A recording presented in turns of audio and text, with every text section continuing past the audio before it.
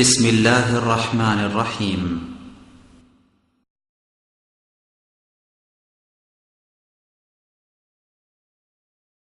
আজকের আলোচ্য বিষয় মোহাব্বত বা ভালোবাসা। ভালোবাসা আল্লাহ পাকের দেওয়া এক অলৌকিক শক্তি, যেই শক্তির বলে পৃথিবী টিকে আছে। ভালোবাসার শক্তির বলে পৃথিবী টিকে আছে। ভালোবাসা যখন শেষ হয়ে যাবে, পৃথিবী তখন ধ্বংস হবে। একটা হলো বৈজ্ঞানিক ব্যাখ্যা, আর একটা হলো কোরআন হাদিসগত ব্যাখ্যা। হাদিসগত ব্যাখ্যা হলো এই: জিবরিল আমিন আলাইহিস সালাতু ওয়াস সালাম রাসূলুল্লাহ সাল্লাল্লাহু আলাইহি সাল্লামকে জিজ্ঞেস করলেন যে কিয়ামত কখন হবে, কিয়ামত ফাখবিরনি আনিস সাআহ, কিয়ামত সম্পর্কে আমাকে খবর দিন। নবী সাল্লাল্লাহু আলাইহি ওয়াসাল্লাম বলেন, মাল মাসউলু আনহা বিআলামি মিনাস সাইল। যাকে প্রশ্ন করা হয়েছে উনি বেশি জানেন না প্রশ্নকারীর চেয়ে। তুমিও যেমন আমিও তেমন। এ ব্যাপারে আমার কোনো এলেম নাই। এলেম আল্লাহ পাক নিজের কাছে রেখেছেন। তবে যাদের কাছে এলমে লাদুন্নি আছে, ভণ্ড সুফি, তাদের কাছে থাকতেও পারে। কারণ আল্লাহর নবীর কাছে যে এলেম নাই, ওটা ওনাদের কাছে আছে। নাউযুবিল্লাহ মিন যালিক। আল্লাহর নবী সাল্লাল্লাহু আলাইহি ওয়াসাল্লাম বললেন, লাইলাতুল কদর কোন রাত্রিতে হবে আমি জানি না। রমাদান মাসের শেষ দশকের বেজর রাত্রিতে তালাশ করো। আর ভণ্ড সুফিরা 27 তারিখ নির্ধারণ করে রেখেছেন। সরকার বাহাদুরও 27 তারিখে ছুটি ঘোষণা করছেন। হাফেজ সাহেবও খতম পড়ছেন। মসজিদে মসজিদে খতম তারাবির মহড়া চলছে 27-এর রাত্রিতে। তা নবী সাল্লাল্লাহু আলাইহি ওয়াসাল্লাম বলতে পারলেন না যে কোন রাত্রিতে লাইলাতুল কদর হবে, কিন্তু ওনারা যে পারেন।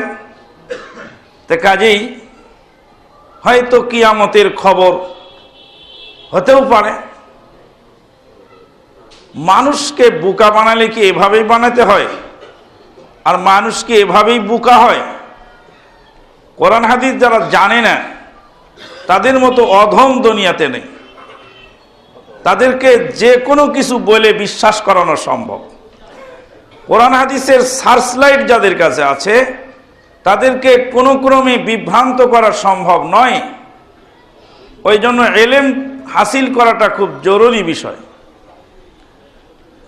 নবী সাল্লাল্লাহু আলাইহি সাল্লামকে প্রশ্ন করা হলো, আল্লাহর নবী সাল্লাল্লাহু আলাইহি সাল্লাম বলছেন যে কিয়ামত কখন হবে ওটা আমি বলতে পারবো না।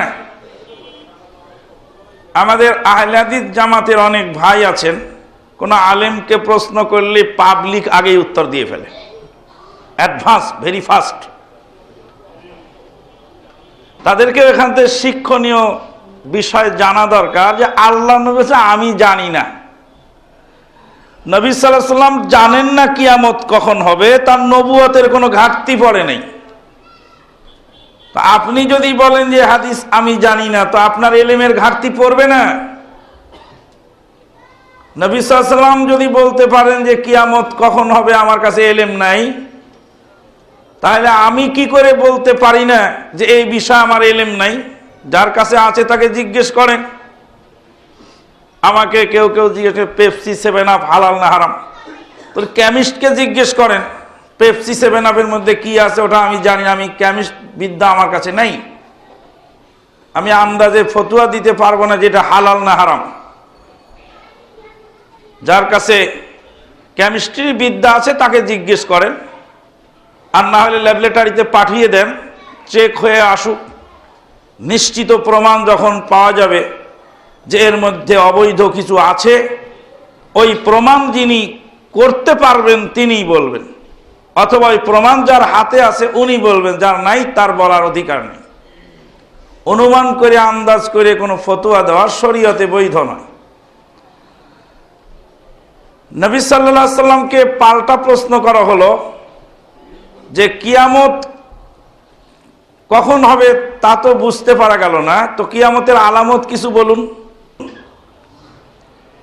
নবী সাল্লাল্লাহু আলাইহি সাল্লাম বললেন, আনতালিদাল আমাতু রাব্বাতাহা,